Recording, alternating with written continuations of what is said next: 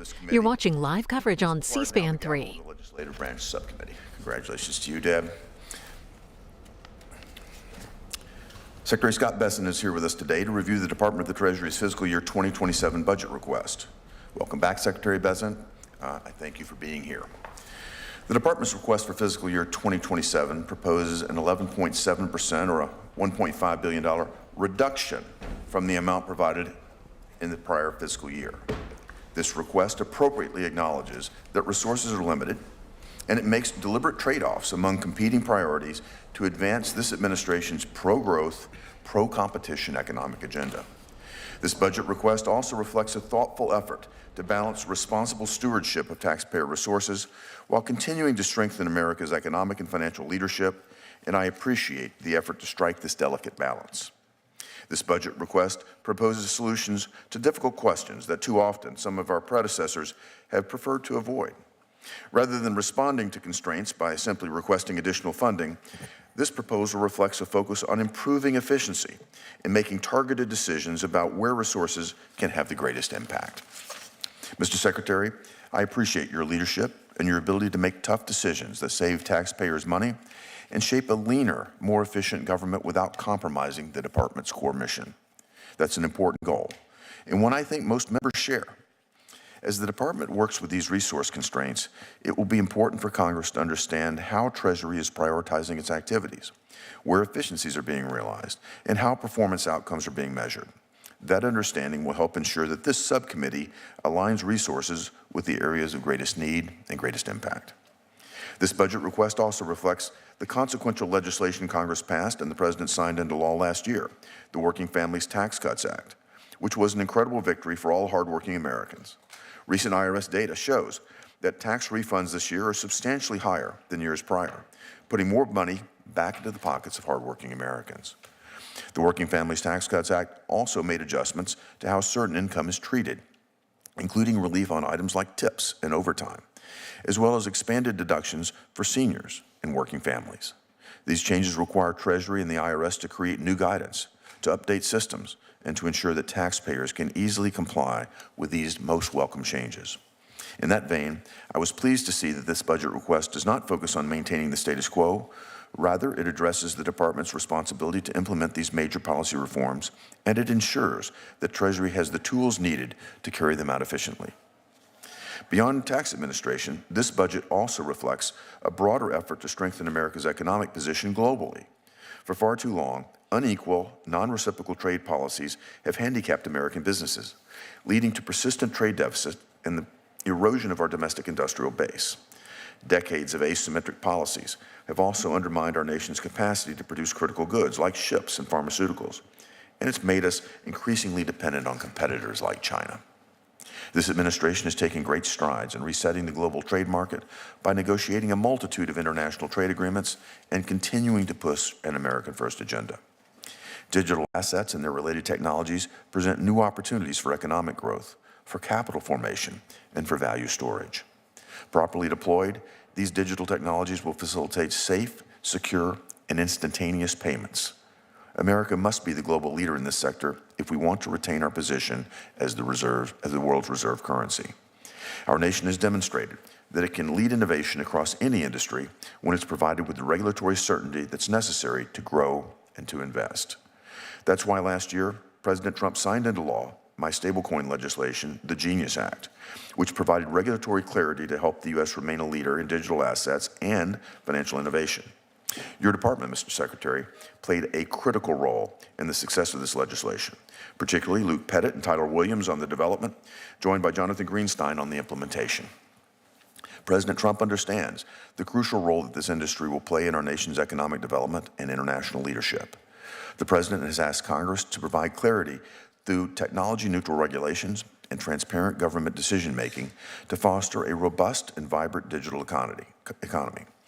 I'm encouraged by the efforts underway at the Department of Treasury to carry out this objective, and I'm grateful for your support for sensible stablecoin policy as we seek to promote U.S. leadership in digital assets and financial technology while protecting the economic liberty of Americans. Our nation also benefits from constructive relationships with our allies. This subcommittee is grateful for your daily work negotiating tariffs that preserve our strong relationships with those allies. The other side of that coin is countering our adversaries through financial intelligence and sanctions. While Treasury's role in the intelligence community is rarely in focus, its unique capabilities help safeguard the integrity of the American financial system and ultimately strengthen America's military power. Treasury's responsibilities today extend well beyond traditional finance. I appreciate your work and look forward to continuing to partner with you to ensure that the department has the tools it needs to succeed. And I look forward to your testimony, Mr. Secretary. But before you begin your testimony, I now want to turn to my colleague, the ranking member of the subcommittee, Senator Jack Reed. Well, thank you very much, Mr. Chairman. And Mr. Secretary, thank you for joining us today. I look forward to your testimony, which comes at a moment where the world is in a great deal of turmoil, prompted in part by the administration's fiscal policy, its illegal tariffs, and its decision to go to war with Iran. While President Trump upends the economic apple cart, Americans are paying more at the pump and for other everyday necessities.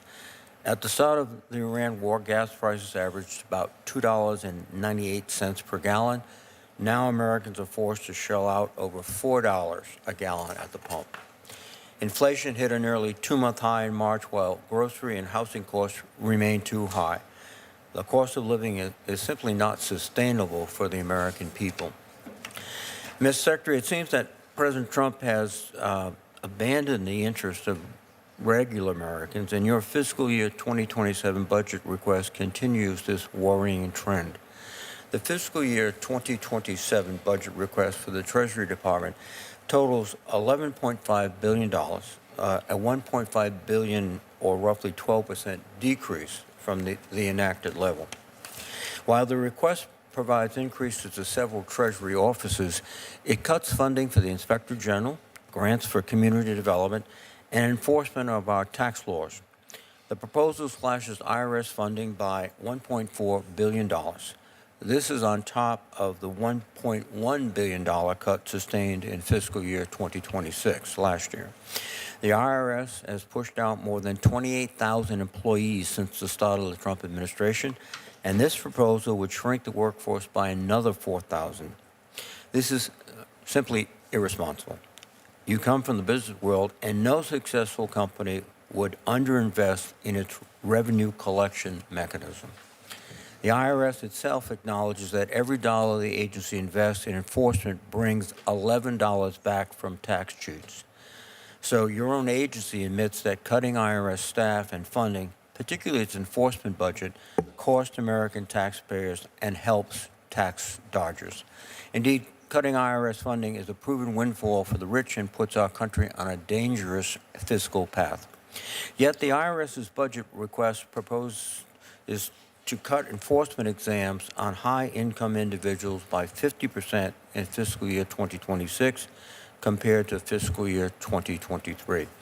This will help wealthy taxpayers evade billions of dollars in taxes each year. The IRS should prioritize providing better service to American households, not help rich Americans game our tax system.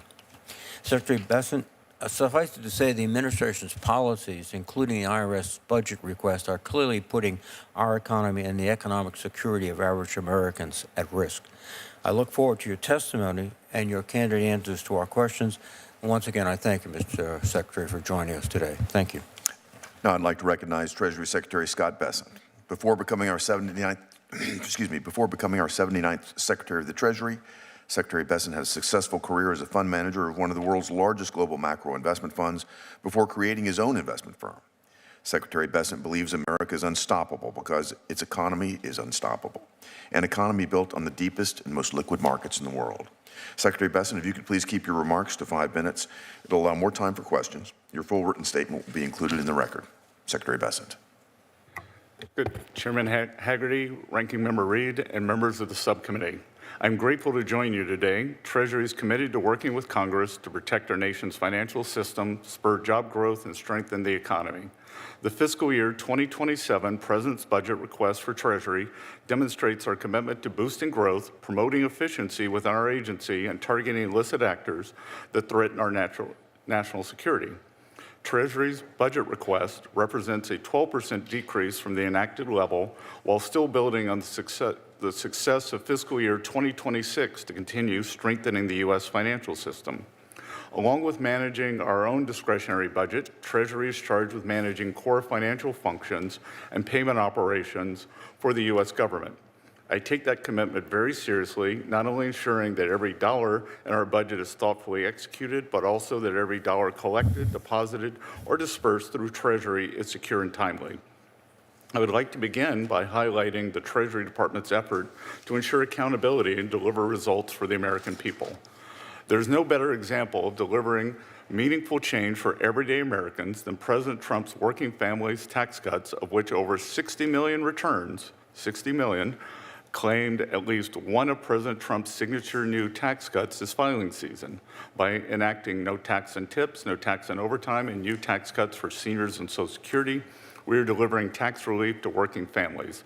This season, over 7 million filers have claimed no tax and tips, with an average deduction of over $7,000.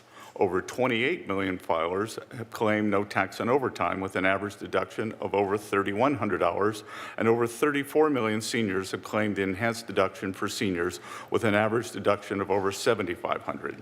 The legislation not only delivered historic tax relief, but also began building long-term financial security for future generations through initiatives like Trump accounts, of which nearly 5.5 million accounts have been opened, with over 1.3 million children eligible for the $1,000 pilot program contribution.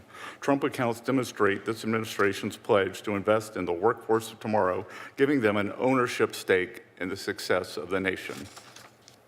As you know, filing season ended on April 15th. I'm happy to report that new leadership at the IRS has resulted in improved business processes and an increased focus on meeting private industry benchmarks for customer service. Our increased focus on digital-first taxpayer experience has resulted in lower call volumes as taxpayers increasingly find the information they need online, and increased adoption of direct deposit, which will expedite the refunds for years to come. The budget request continues to streamline and modernize IRS operations, funding to encourage automation and technology investment, while ensuring taxpayers are met where they want to be by offering multiple service options. Although the request for IRS represents a modest decrease, we are still able to maintain current services and implement new initiatives aimed at improving customer experience and making tax compliance easier. We have introduced 2 new metrics for modernizing how IRS performance is measured, introducing assist-or service rate and enterprise service completion rate better aligns performance measurement with how people interact with the IRS today. Additionally, the budget request targets inefficiency and duplicative spending through reductions in areas that have been operationally ineffective. I want to ensure that every dollar of taxpayer funding supports mission-critical work. By making targeted reductions in specific areas, we can enhance investments in national security by bolstering critical cyber capabilities, sanctions, and combating illicit financial activity. Treasury's Office of Terrorism and Financial Intelligence is at the forefront of America's fight against foreign adversaries, and the additional funding would expand Treasury's ability to trace, detect, and sanction financial networks acting in bad faith. The request also includes a small investment to advance institutional expertise in digital assets, housing finance, global financial markets within Treasury's departmental offices. This is particularly important with the implementation of the Genius Act, landmark legislation that created the first ever regulatory framework for stablecoins. As I shared earlier, I'm committed to working together to continue building on the success of the last fiscal year and look forward to your questions. Thank you, Mr. Secretary. I'd now like to turn to our committee chair, Susan Collins. Thank you very much, Mr. Chairman. Mr. Secretary, welcome. You mentioned just now in your testimony the importance of customer service and your efforts to improve it. Along with other members of the Maine delegation, I sent you a letter last opposing the closures of 2 taxpayer assistance centers, one in Bangor, Maine, one in Augusta, Maine. The Presque Isle Center in northern Maine has already been closed for some time. These closures mean that someone from my hometown of Caribou, Maine, who needs in-person service faces a 10-hour plus round trip to the nearest taxpayer assistance center in Portland. That's the last remaining TAC in the entire state of Maine.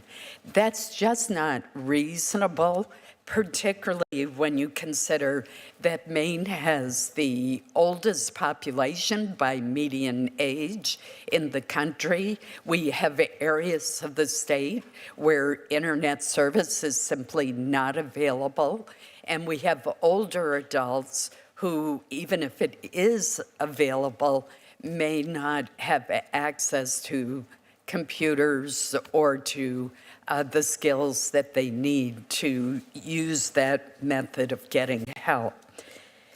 And I will also mention that I met recently with the taxpayer advocate in the state of Maine, and he too expressed his concerns about what the closures of these centers would mean in terms of providing customer service. Has the IRS evaluated what the impact of closing down all of these taxpayer assistance centers, except the one in southern Maine, would be on people living in other parts of the state, particularly our older adults in rural areas? Good. Senator, thank you for your leadership on this and the entire Maine delegation. I have instructed the IRS to look into this, and we will be getting back to you. System-wide, only 10 centers were closed. I believe that one of the centers that was closed was already the unmanned, but we will get back to you, and we will remedy this 10-hour problem. So thank you for bringing it to our attention. We look forward to working with you. Thank you so much. It really is a problem given the size of our state. I want to bring up another persistent problem in the state of Maine, and that is we have been the location for literally hundreds of illegal marijuana grow houses that are linked to transnational criminal organizations based in China. And we really need a whole of government approach. Earlier this year, I secured language calling for a State Department-led report on PRC-linked criminal syndicates and the illicit drug trade. Where Treasury comes in is there's money laundering involved. And I want to thank Treasury for providing some expertise through FinCEN, through the IRS, but it still remains a huge problem. And our sheriffs in Maine have been terrific in trying to close down these grow houses, but we need more federal help. We've had some from Treasury, some from the Justice Department, DEA, but we're talking about over 200 of these illegal grow houses. And as I said, there is a link to money laundering and the fentanyl trade as well. Could you talk a bit about how the department is working to address this dangerous operation? Yes, Senator. Since you brought this to our attention last year, IRS Criminal Investigations and FinCEN are both involved in supporting local law enforcement and working with federal agencies to combat these problematic operations in Maine. Staff from these teams as you said, they have specialized financial forensic and intelligence expertise. And we want to help local law enforcement dismantle these money laundering operations. So I look forward to ongoing dialogue, and per your request, I will personally look into what is going on, especially with IRS criminal investigations, who are able to move on operations like this very quickly.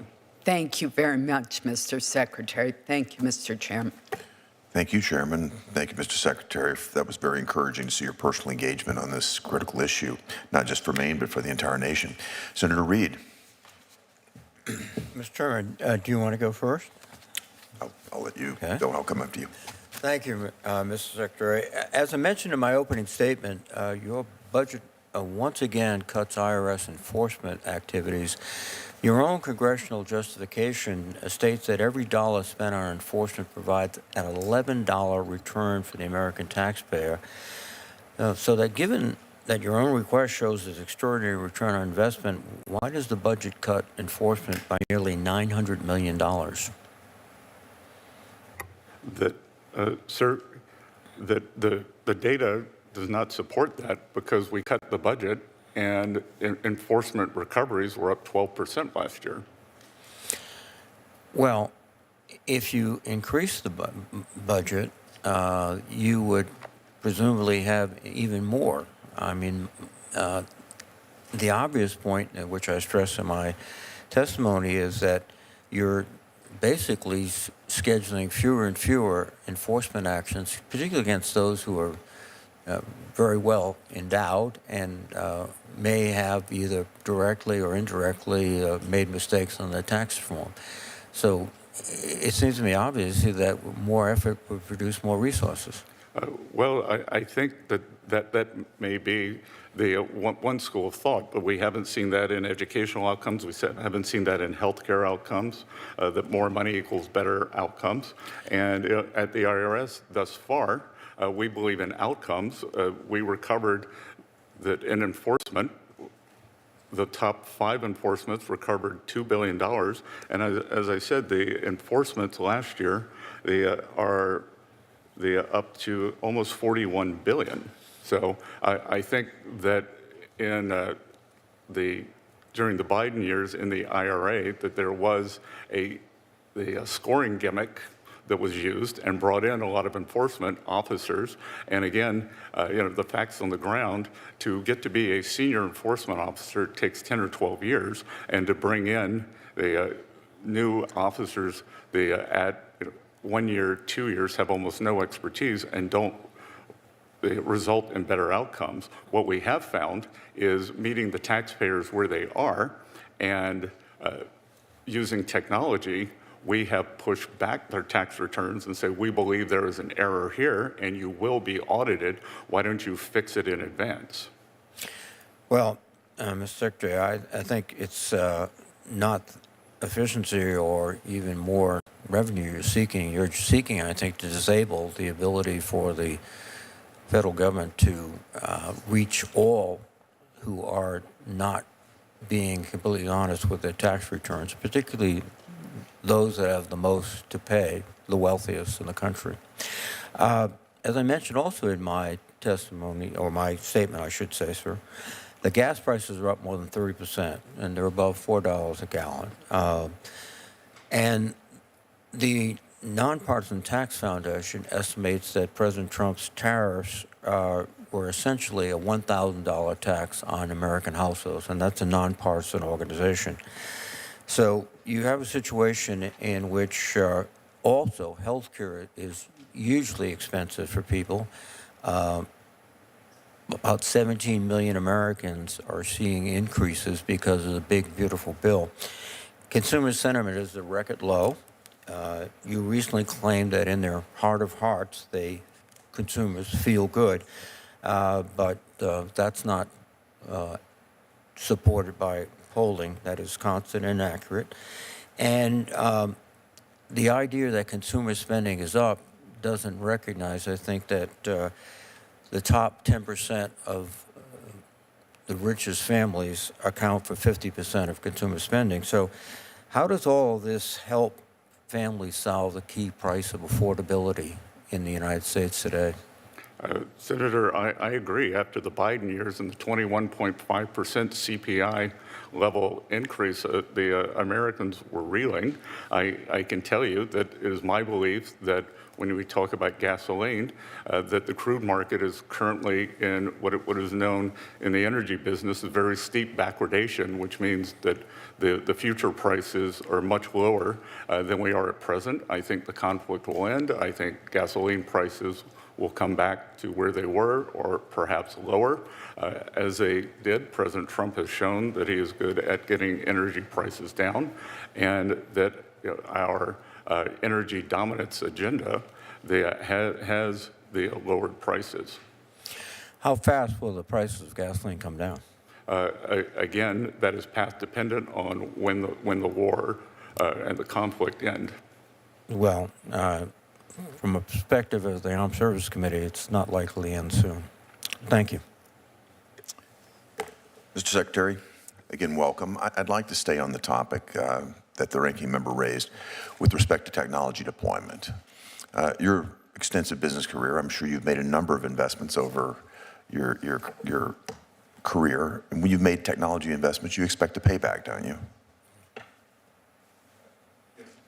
And Yes, Senator. that payback would come, for example, in the form of higher service levels, wouldn't it?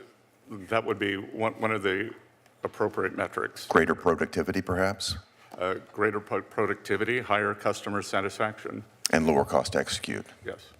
I just think that fits in, and I applaud your efforts to invest in ways that would generate a payback. And I fully expect to see the type of decrease in terms of our outlays over time, assuming the technology is deployed effectively. So thank you for that. Now I'd like to turn to a topic that is obviously one that we work together very, very closely on. That's the Genius Act. Effective implementation of this law is vital for strengthening U.S. leadership in digital financial technology. I want to commend the Treasury Department again for moving quickly to propose its first implementing regulation earlier this month. That proposal builds on the advance notice of proposed rulemaking the Treasury issued last September. That notice sought public comment on a wide range of matters related to implementing the Genius Act. In your budget request, I was pleased to see targeted resources dedicated to carrying out the Genius Act. And to support this work, department offices are requesting $1.8 million and 6 full-time employees. These funds are focused on rulemaking and governance with an emphasis on efficiency. Additionally, the Financial Crimes Enforcement Network, FinCEN, is seeking $3 million and 10 full-time employees to drive innovation and establish national leadership in digital assets and stablecoins. Secretary Bessent, if you could just take a moment to comment on why these funds are necessary to implement the Genius Act. Senator, to meet our obligations under the Genius Act, Treasury has already made 2 public requests for comment, published under 2 notices of proposed rulemaking and a written report we have delivered to Congress.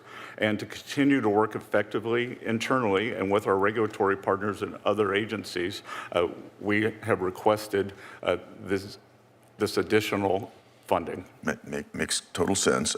As the Genius Act is implemented, I want to make certain that you'll ensure that the Treasury Department works with my staff on any necessary fixes as rulemaking is carried out. Yes. Thank you. I want to now turn the discussion to your decision to cancel contracts with Booz Allen Hamilton regarding concerns about how poorly they safeguarded sensitive taxpayer information. I appreciate your leadership on this matter, and I want to better understand how Treasury and the federal government more broadly should be addressing contractor accountability. If you could just walk us through the factors that led to your determination that contract termination was the most appropriate response to deal with Booz Allen in this case. Again, this was one of the largest data breaches in IRS history. As I have repeatedly said, my priorities at the IRS are customer service, collections, and privacy. And this was an egregious attack on the privacy of the thousands of American taxpayers, many of whom this was presented as a leak of the very richest taxpayers, when in fact their employees' tax returns they were also leaked. And we think that the vetting process for this contractor who got into the IRS, I believe he went in with the determination this was premeditated, and his employer failed to screen them, and we no longer have confidence in that firm's ability to screen, vet, and deploy contractors within the IRS or indeed the entire Treasury Department. Well, I would absolutely agree with you. The cancellation of these contracts is wholly warranted. And given Booz Allen's role in facilitating politically motivated criminal acts, breaches of sensitive information, it's a disgrace. That firm obviously failed miserably. And if you think about it, this isn't the only time an employment of a government contractor has done something malicious, politically motivated, with the intent to weaponize the information that they have access to. And I think, building on your leadership at Treasury, I'm going to continue to work with officials across the administration to ensure that adequate safeguards are in place to prevent this type of politically motivated breach of public trust. Further, we're going to have to ensure that outside contractors, as well as career personnel, are held accountable when they do violate the public trust or otherwise attack or undercut America's elected representatives. Now I'd like to turn to another topic, and that's the Working Families Tax Cuts Act and the refunds and the economic interests that have been promoted there. The act delivered on the president's commitment to put more money into the pockets of hardworking everyday Americans. It not only prevented the largest tax increase in our nation's history, it also delivered the largest tax cut on record. It advanced President Trump's agenda by removing taxes on tips, overtime, and Social Security benefits. Now, we're a week past the conclusion of the filing season. I just would like you to please share with us how the average refund for calendar year 2025 compares to the prior year and what that means for hardworking Americans. Well, the average refund, as we collate the final numbers, is up between 11 and 13%. We do not have the numbers now, but my inclination is going to be that those filers who use Schedule A, that their refunds would be up more than the average. And just to give you some numbers, Senator, this year we received over 155 million returns. Over 60 million filers use Schedule A for one of the president's 4 signature policies. You also, the deductibility of interest on auto loans for American-made cars. The average tax cut for filers benefiting from the signature tax cuts was $800. Over 7 million filers, on no tax and tips, received an average deduction of over $7,000. No tax and overtime, over $3,100. Car interest loan deduction, $1,800, and the seniors deduction, $7,500. So. And importantly, we are now up to 98% of taxpayers who file electronically, and those who filed electronically, 90% of them received these refunds within 21 days. That's great news. Senator Coons. Thank you, Chairman Hagerty, Ranking Member Reed. Thank you, Secretary Bessent. I'll have 3 questions for you this morning about sanctions, CDFIs, and direct file. We're about 7 weeks into the war with Iran. And I wondered, Mr. Secretary, given that your department enforces sanctions, if you have a sense just how much Iran has gained through sanctions relief since the war began. I'll tell you, estimates are $14 billion. Now, President Trump's described the Obama-Iran deal as a disaster and a scandal because of the money Iran got, which was about $1.7 billion. I don't know how you describe $14 billion, but you don't have to read The Art of War to know that helping your adversaries gain money while you're at war is a terrible idea. And it's shocking to me that the countries currently profiting from the release of sanctions are our enemies. No country has profited more from this war than Russia. Oil and gas prices are up nearly 50% since February. And it'd be bad enough if Russia were just profiting from higher global oil prices. But your Treasury Department lifted sanctions on Russian oil, giving them an extra $150 million a day in revenue. And those funds are going not just to kill Ukrainians, but Russia's using its profits to support Iran with drones and intelligence to kill our troops. So, look, to summarize, I find it hard to believe that we are continuing to relieve sanctions pressure on Russia and Iran. I was encouraged when last week you said that the department would not extend the sanctions relief for Russia, yet the next day that was reversed. Can you give me any brief idea why it's a good idea to relieve sanctions on Iranian and Russian oil? Good. With pleasure, Senator. The $14 billion is a myth and unfortunately a DNC talking point that I've been subjected to many times. If anyone would like to show me where that $14 billion comes from, I look forward to an exchange of details on that, Mr. We Secretary. can exchange it in a very public forum. I'm not the DNC, I'm the senator from Delaware. Well, I on every talk show, and every senator seems to have Do that. you disagree that Iran has received significant additional revenue from their sales of oil because of sanctions I relief? couldn't disagree more. Okay. Do you disagree that Russia has received significant additional revenue from the sanctions relief? I couldn't disagree more. Okay. Why did you relieve the sanctions against Russian and Iranian oil? Think of it this way, sir. There's the Strait of Hormuz. Familiar with it? There is oil to the left and to the right. There is to the right. That Treasury was able to, just as you are concerned about gasoline prices for the American consumer and for our Asian allies, as are we, Treasury was able to create the more than 250 million barrels on the water. And the way to think about this is, as I came in today, the oil prices are at $100. If we had not done that sanctions relief, they might have been at 150 because the world became very well supplied. So if Russia was selling their oil at a 20% discount, I can tell you that 100% of 100 is less than 80% of 150, and the American consumer has been better off. Well, look, the folks in Delaware are buying $4 a gallon gas today.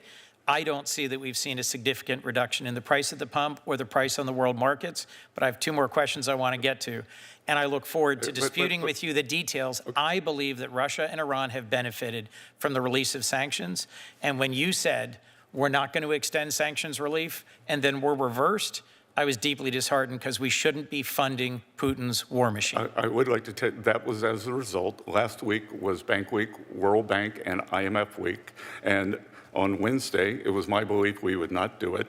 I was approached by more than 10 of the most vulnerable and poorest countries in terms of energy, and they asked us to extend that sanction, and it's only for 30 days. 30 days, $4.5 billion to Putin's war machine. Two quick more questions. The CDFI funds, I was encouraged by your comments in support of CDFI last year. I am one of 32 senators, bipartisan senators, who are co-sponsors of the Daines-Warner Afford Act, which strengthens the CDFI fund. Delaware, like most states, has a housing affordability crisis. Every dollar provided by Treasury to CDFIs crowds in $8 in private investment. I think they are a proven, bipartisan, effective way to help build affordable housing in rural and urban communities. I'm perplexed by your budget proposal, which would cut over $200 million, a more than 60% cut to this successful program. Could you tell me briefly why? First of all, that was an OMB apportionment. The funding. So you don't support it? The funding is now $280 million, and I do support the new $100 million program in rural areas. And I can tell you that part of the CDFI program had lost its way in terms of a partisan agenda, and we can see, for instance. Mr. Secretary, I have one last question for you, and I don't think funding affordable housing is a partisan agenda. Direct file. You spoke compellingly about an interest in making the IRS easier to access, more efficient, yet you shut down the direct file program. I was very disappointed by that. More than 300,000 taxpayers used it last year. It is a quick, free, U.S. government-provided way to file taxes. The average American who has simple tax filing spends $270 and 13 hours filing their taxes through paid services.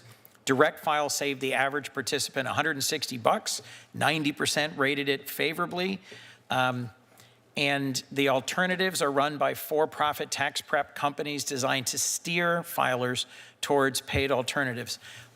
Why'd you shut down direct file when it was free and easy to use? Well, it wasn't free, and the direct file was free to taxpayers. Not to the American people. It's $138 per person. So $72 million for, as you said, about 300,000 taxpayers. There is an alternative, which is a public-private partnership, Free File, which is free to the American people. The and filers, over 3 million people use that. And for direct file, more than 60% of the people who started their application didn't finish it. Thank you for those answers, Mr. Secretary. Thank you. Thank you. I'd now like to turn it to Senator Fisher. Thank you, Mr. Chairman. How much time do we have for questions? Thank you. Welcome, Mr. Secretary. I know that Treasury and IRS have been busy working on new guidance for the many great policies that are contained in the Working Families Tax Cut Act. And one of those policies is my paid family medical leave program, that tax credit. This credit provides a general business tax credit to employers to meaningfully offset the cost of providing paid family and medical leave to their employees. And I was proud to champion this back in 2017 as the first federal paid family and medical leave policy in this country, in the United States. And I also was particularly proud that it happened under Republican leadership. I was also proud that the Working Families Tax Cuts, I was able to enhance it and make it permanent now. And this is a big deal, and I think we should tout it. My team's been working with yours, and we are eager for the updated IRS guidance to be released. That'll be critical to ensuring that employers can accurately claim tax credits and deductions, and employers are eagerly awaiting the publication of this guidance. Mr. Secretary, do you have an estimate on when this guidance will be published, and can you work to ensure it is prioritized to expand access to paid family and medical leave for American workers? Senator, thank you for your leadership on this fantastic program, and it's an important part of the Working Families Tax Cut. So issuing the guidance to implement the Section 45S, the paid family medical leave credit, is a Treasury and administrative priority. As you mentioned, our Office of Tax Policy have worked very well with your staff on outstanding Section 45S issues. We've also met with the various stakeholders, and we are working diligently and hope to issue guidance early this summer.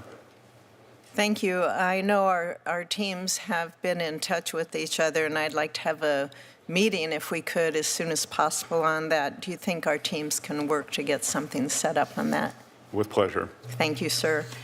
I recognize the department's budget request. It decreases funding for the Community Development Financial Institutions, the CDFI fund that's there. And I want to take a moment to point out the good work that the 11 CDFIs in my state do in investing in those rural communities in the vastness of the state of Nebraska.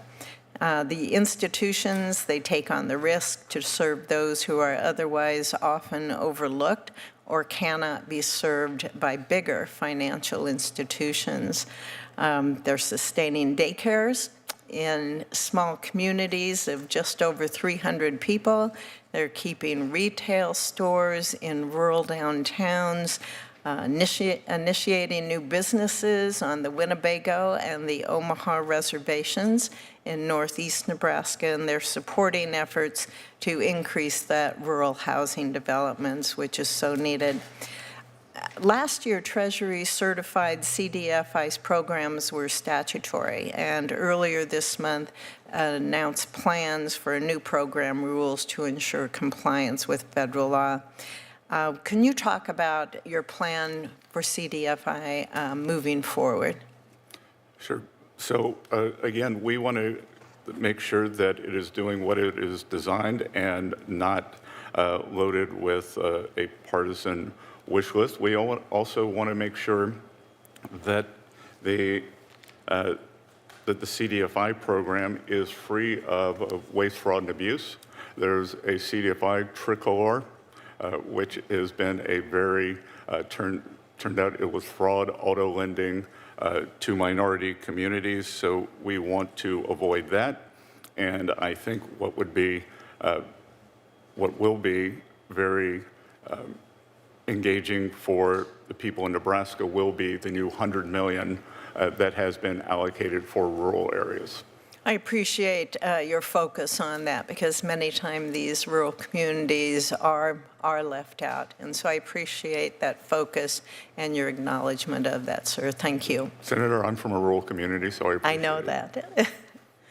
you have a good understanding of what's involved.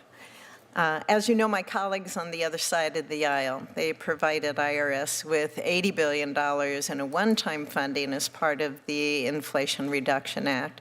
However, since then, Congress has agreed on a bipartisan basis to rescind over half of those funds, most recently in January with the enactment of the FY26 appropriations bills. Your budget request notes that the IRS expects to exhaust the IRA funding in FY28. Can you talk about the department's plans for transitioning back to a place where the IRS is budgeting and relying on the regular appropriations process rather than through this one-time, really massive infusion of funds? It was really a scoring gimmick for the misnamed IRA. It was the Inflation Acceleration Act, and we are bringing it down. A large part of it we have found was in the data processing system, which is $50 billion. The upgrade is $50 billion over budget.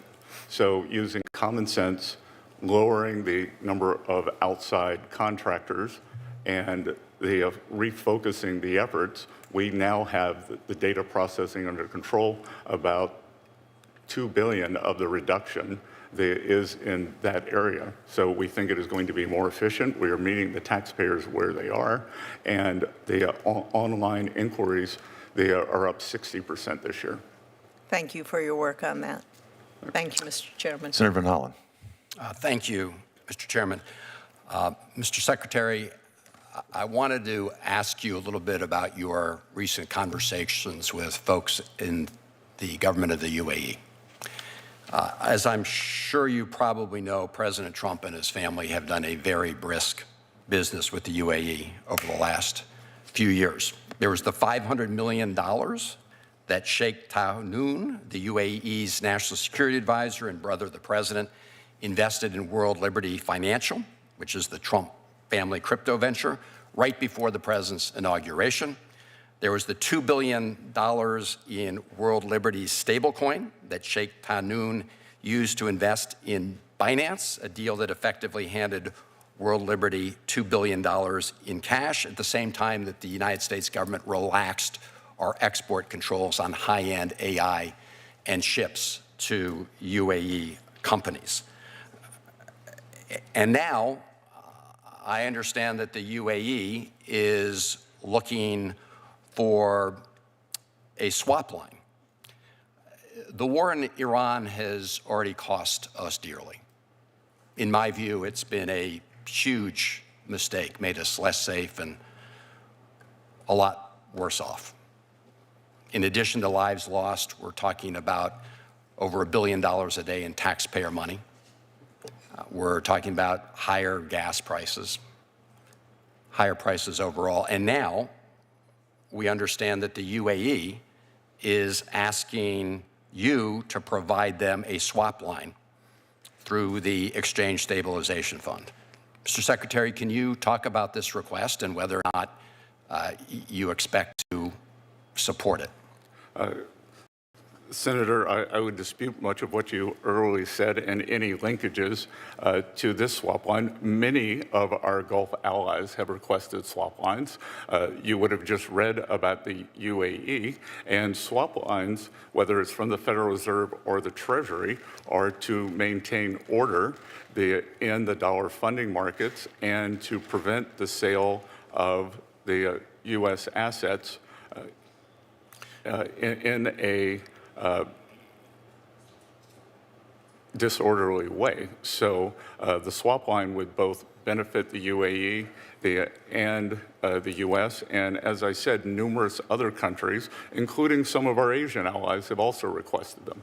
Mr. Secretary, you said you disputed some of the facts that I presented. Do you dispute the fact that Sheikh Tahnoon, through his company, invested $500 million in World Liberty Financial just before the president was inaugurated? No, you contest that. I'm unaware of that. You're not aware of that? I'm not aware of that. Okay. I dispute your linkages. Are you aware of the other transaction I mentioned? Essentially, am the not. $2 billion. Seriously. I am not. I mean, it's been so widely reported, Mr. Secretary, and been the subject of lots of questions. In fact, I believe I've asked you about this in the past. Let me go back to the issue of how funds are being used at the IRS, because part of the purpose for providing the IRS with some additional funds was specifically to go after very high-end individuals, taxpayers who are not paying their taxes, not paying what is due to the good of the country. And as a result of that, according to CBO, we're actually going to see deficits go up. So deadbeat rich people will get away not paying their taxes, deficits go up. But the direct file was intended to give sort of working people a little bit of relief, and it did save on average $160 and got very good reviews in terms of people's experience with it. It does go to the larger question of the IRS, which has lost 27,000 employees through actions such as RIFs, the Deferred Resignation Program, and early retirement. 27,000 employees left because of those actions, right? Yes, sir, which there was quite a bit of bloat during the Biden years. Really? So we were just getting back to a more normalized level. So, Mr. Secretary, you had to hire a lot of those people back, right? We hired some people back in specific areas, not a lot of those, sir. Yeah. But how much did it cost to both first let people go and then go back and have to rehire a bunch of them? Again, it was not a bunch of them, and we have made very large gains in technology. Are you aware of the fact that the Treasury Inspector General for Tax Administration released a report in January showing how the IRS service delivery has declined because of these changes? Have you seen that? What I have seen, Senator, is that the Democrats said that the filing system was going to be a disaster. It's been a home run. And what you are nitpicking me on now is the difference between answering a call in 6 minutes and 9 minutes. Yeah. And, sir, let me tell you the way the calls used to work. That the IRS under the Biden administration would answer the call and a taxpayer in 6 minutes, and a taxpayer would be on hold for 20 or 30 minutes. Now, when the taxpayer's call gets answered, they get serviced right away. So it's a false equivalent. Mr. Secretary, what you've done is provided a windfall to very wealthy people who don't pay their Senator, taxes. why would I do that? Why would I do that? What is your theory of the case, Because Senator? this What is your theory of the because case? this, Because Mr. I am Secretary, committed to collect. Senator Houston. No, because this Senator's time has expired. administration Senator has time after time Mr. tilted the Secretary. tax code in favor of very wealthy Senator people. Houston. Thank you, Mr. Secretary.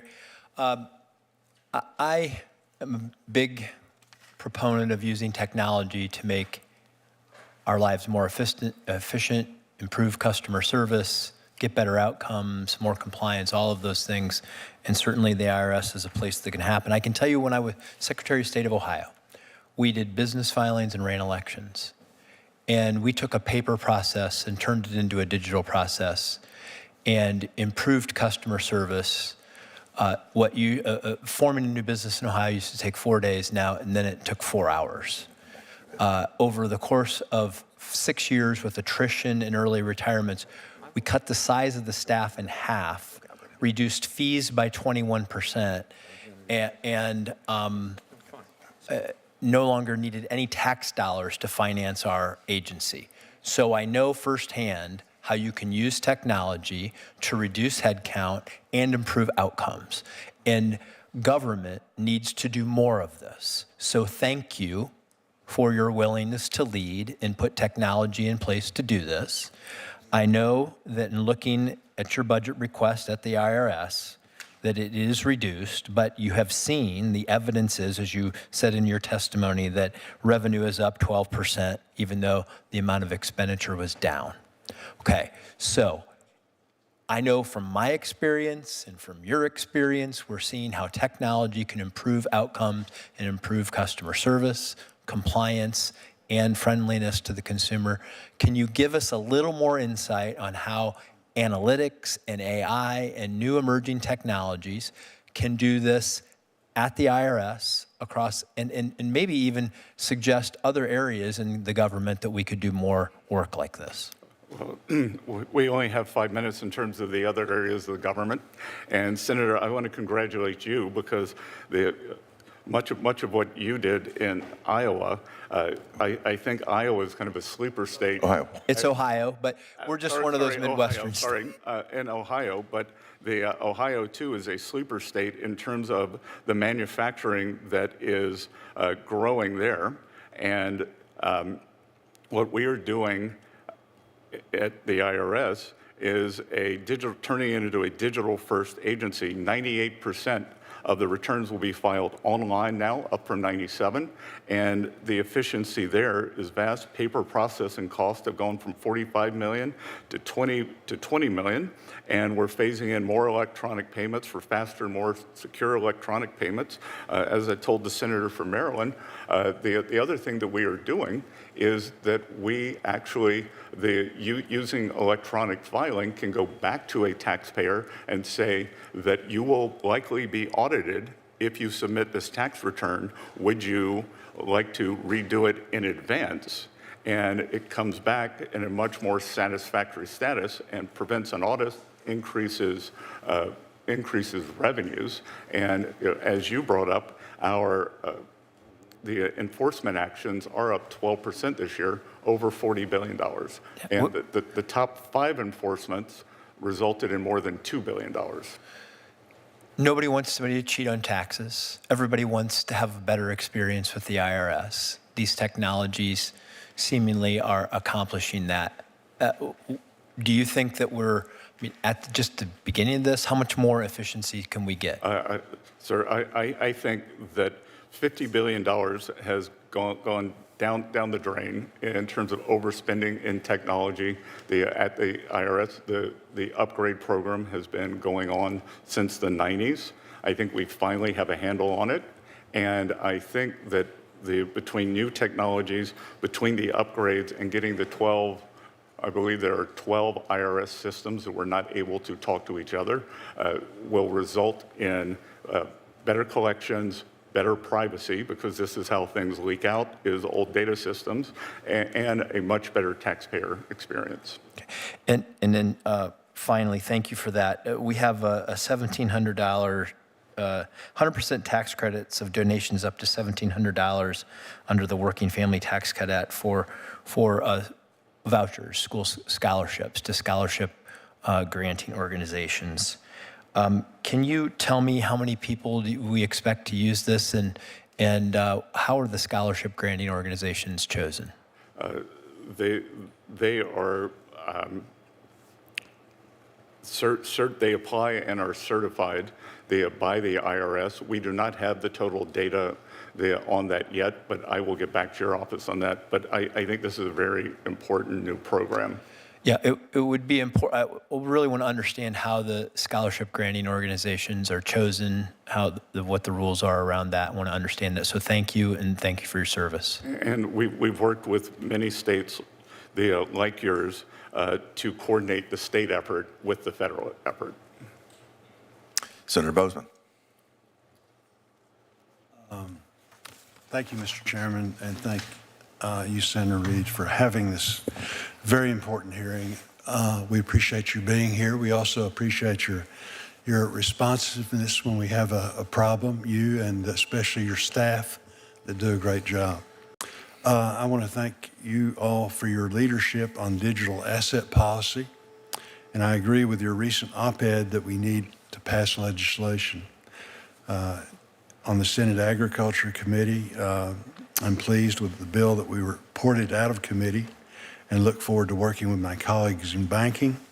While we're still working to address important issues like ensuring the CFTC is fully constituted and has adequate resources, I believe we can address those issues and reach a bipartisan agreement, which is very, very important. Can you talk about why it's so important that Congress pass digital asset legislation? Senator, when the United States leads in best practices, safety, and soundness, in the financial world, whether it's our banking system, our securities, or now digital assets. It's important for the U.S. to lead for several reasons. One, U.S. leadership over the long term secures the primacy of the dollar as the reserve currency. Two, our best practices will emanate to the rest of the world, because what had happened is digital assets were in dark, unregulated places, and they will come into the U.S., and we will be able to use our anti-money laundering and the KYC and have a much better handle on digital assets, both for payments, and I think this is going to be a very important payment rail. And again, the U.S. has to lead here. We are the technological leader in the world. We should be the payments leader in the world. Very good. And we appreciate your help in pushing that forward. I've heard concerns from commodity groups about 24/7 trading in commodity derivatives, that will hurt the liquidity and price discovery in the underlying real-world commodity markets. Will you commit to working with all stakeholders, especially commodity end users and financial regulators, on the issue? Yes, sir. Very much.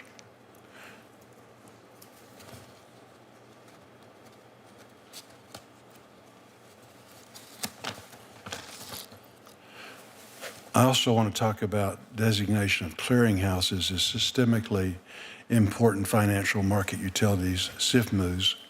As you know, SIFMUs have access to Fed deposit accounts, which gives protections for margin money collected from farmers and hedgers. However, not all clearinghouses are designated as SIFMUs, as the Federal Reserve has been looking at new ways to provide access to deposit accounts to non-bank firms. Will you work with the Fed to look at whether the needs of non-designated clearinghouses might be considered? Yes, sir, with pleasure, because I think it's very important that the integrity of these clearinghouses be maintained. Very good. That's all I have. Thank you all very, very much. Thanks, Senator Bowman. I want to thank you, Mr. Secretary. I want to thank you, Mr. Secretary, for appearing before this subcommittee. We appreciate your time, your attention. Members will have 1 week to submit their questions for the record. Mr. Secretary, we'd appreciate if the department could answer those questions as promptly as possible. This subcommittee meeting is adjourned. Thank you.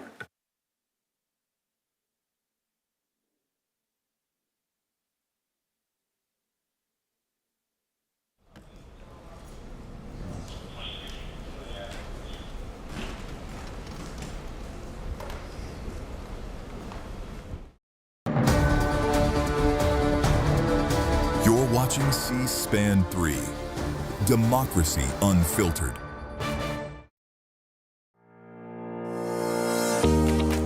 Start your day with Washington Journal, your window into the nation's capital. The only nationally televised forum for discussing the latest issues in Washington and across the country.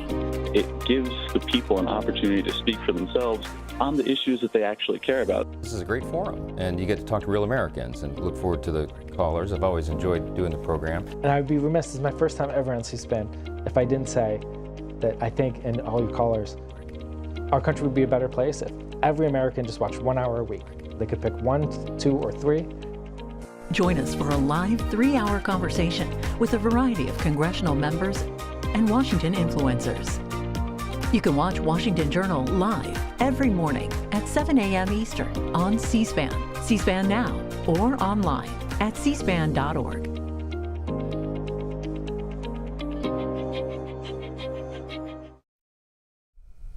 Today, Health and Human Services Secretary Robert F. Kennedy Jr. testifies on his department's budget request for next year and U.S. health policy, the last of 7 congressional hearings with the secretary, as he calls for a reduction of more than $15 billion from this year for a total near $111 billion. Watch the Senate Health Committee hearing live at 2 p.m. Eastern on C-SPAN 3, C-SPAN Now, our free mobile app, and online at cspan.org. Friday on C-SPAN Ceasefire, a bipartisan conversation on the Iran conflict with Maryland Democratic Congressman Steny Hoyer and Nevada Republican Congressman Mark Amodei, joined by our host Dasha Burns. They'll also discuss Congress asserting its war authority and how the conflict and rising gas prices could impact the midterm elections. Watch C Spire, Friday at 7 p.m. and 10 p.m. Eastern and Pacific, only on C-SPAN.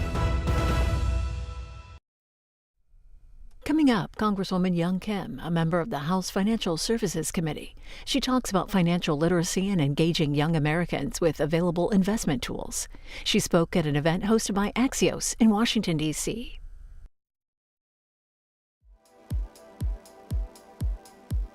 Please welcome to the stage Axios Chief Economic Correspondent Neil Irwin. I'm back. Our next speaker is a leading voice on expanding economic opportunity and financial access. She's a member of the House Financial Services Committee. Please welcome to the stage California Congresswoman Young Kim.